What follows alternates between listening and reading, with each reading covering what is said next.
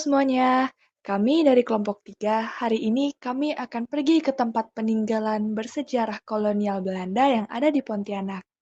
Sebelumnya, kami mengucapkan terima kasih karena telah memilih video kami untuk ditonton.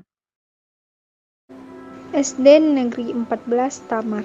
Secara administratif, bangunan SD Negeri 14 Tamar ini berada di Jalan Tamar, Kelurahan Mariana, Kecamatan Pontianak Kota, Provinsi Kalimantan Barat. Bangunan SD Negeri 14 Tamar ini merupakan bangunan panggung dengan tiang terbuat dari kayu belian, berdenah persegi panjang, bercirikan arsitektur tradisional Melayu. Bangunan ini memiliki 5 tangga masuk, 4 tangga masuk terdapat di bagian depan, dan 1 tangga masuk di bagian belakang. 2 tangga masuk di bagian depan memiliki atap bertingkat yang menyatu dengan atap utama bangunan. Lantai bangunan berbahan kayu belian berwarna coklat tua, dan atapnya merupakan sirap berbahan kayu berbentuk pelana bertingkat 2 yang dipisahkan oleh dinding dengan jendela-jendela yang berfungsi sebagai lubang angin. Pada bagian luar, bangunan terdapat selasar berpagar kayu dengan tinggi 0,5 meter yang mengelilingi bangunan dengan atap terpisah dari atap utama. Sekolah ini memiliki 7 ruangan kelas yang dipisahkan oleh dinding kayu. Masing-masing kelas memiliki 2 jendela yang terdapat di bagian depan, serta 2 pintu yang terdapat di bagian depan dan belakang. Jendela yang terdapat pada ruangan ini memiliki daun jendela ganda dan berkusen kayu. Daun jendela bagian luar berupa daun jendela kayu yang terbuat dari bilah kayu yang disusun sirih. Sedangkan daun jendela bagian dalam berbahan kayu dan kaca memiliki tinggi setengah dari kusen jendela.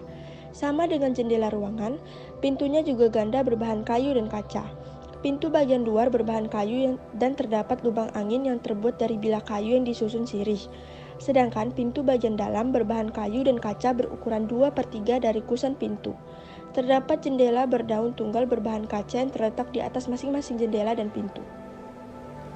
Menurut sejarahnya, bangunan ini dulunya adalah Hollands Inland School, HIS, sebutan SD pada masa Belanda.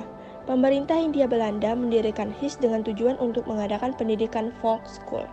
Awalnya, sekolah tersebut hanya diperuntukkan bagi anak-anak orang Belanda saja. Pada tahun 1928, pemerintah Hindia Belanda memperbolehkan orang pribumi untuk bersekolah di HIS tersebut, walaupun masih sebatas memperbolehkan anak-anak petinggi dan pejabat saja. Baru pada tahun 1950, usai Indonesia mengalami kemerdekaan, masyarakat pribumi dari semua kalangan diperbolehkan dan memiliki kesempatan yang sama dengan yang lainnya dalam mengenyam pendidikan di sekolah ini. Kota Pontianak memiliki banyak bangunan tua yang masih berdiri hingga saat ini. Salah satunya kantor pos Indonesia yang terletak di Jalan Rahadi Usman, Pontianak. Kantor pos tersebut juga telah ditetapkan menjadi cagar budaya Kota Pontianak pada tahun 2019. Namun sangat disayangkan, kondisinya kini sangat tidak terurus dan jauh dari kata perawatan. Banyak terlihat kerusakan pada bagian bangunan, mulai dari tembok yang kotor dan rusak, plafon yang bolong-bolong, tangga yang rusak, kaca yang kotor, loker yang rusak dan tak terpakai. Pada bagian loker ditutup menggunakan kayu, padahal di depannya terpasang plang cagar budaya milik Pemkot Pontianak. Bangunan ini merupakan kantor pos pertama di kota Pontianak, telah dibangun sejak zaman Belanda. Bangunan ini pertama kali dibangun pada tahun 1858 oleh pemerintah Hindia Belanda. Sejak awal bangunan tersebut memang sudah difungsikan sebagai kantor pos oleh pemerintah Hindia Belanda. Ini yang masih asli, ini peninggalan zaman Belanda. Ini tempat penyimpanan barang-barang yang berharga seperti materai. Karena ini kan dulu asal mulanya adalah gedung untuk komunikasi melalui surat menyurat yang digunakan oleh zaman Belanda. Bahwa ini adalah memang benar-benar asli peninggalan zaman Belanda. Dan ini merupakan tempat penyimpanan barang-barang yang berharga. Ini. Kemudian yang sebelah ini adalah sejenis koridor yang sifatnya untuk menyimpan barang-barang arsip yang kecil. Karena di dalamnya kan ada rak. Nah, barang-barang kecil. Dan sifatnya tidak memakan tempat, makanya dibikin rak kecil-kecil. Mungkin ada barang-barang kayak materai seperti apa itu simpan di dalam sini. Tapi kalau yang barang-barang besar simpan di dalam lemari yang besar. Kemudian ruangan ini kedap suara gitu, makanya tebalan. Pada tahun 1778, kolonialis Belanda dari Batavia memasuki Pontianak dengan dipimpin oleh William Ardinpola. Belanda saat itu menempati daerah di seberangi istana kesultanan yang kini dikenal dengan daerah Tanah Seribu atau Varkendepal. Area tersebut kemudian menjadi Controleur Het Hof Onderafdeling van Pontianak atau Hoofding Vlas Seljuk Bestuur van Pontianak.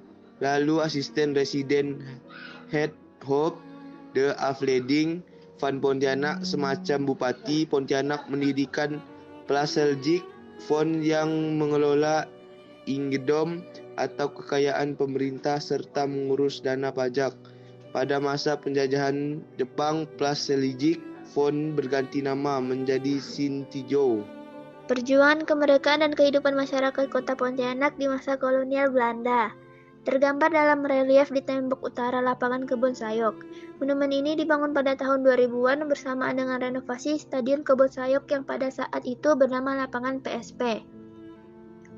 Pemerintah Hindia Belanda area Kebon Sayok tersebut dikembangkan menjadi lapangan sepak bola yang diberi nama Pontianak Sport Vereniging atau disingkat PSV, atau akrab dengan masyarakat Pontianak disebut PSP. Peristiwa sejarah pernah terjadi di lapangan Kebon Sayok yakni pada tanggal 24 Oktober 1949 dilaksanakan upacara pengibaran bendera merah putih di Pontianak.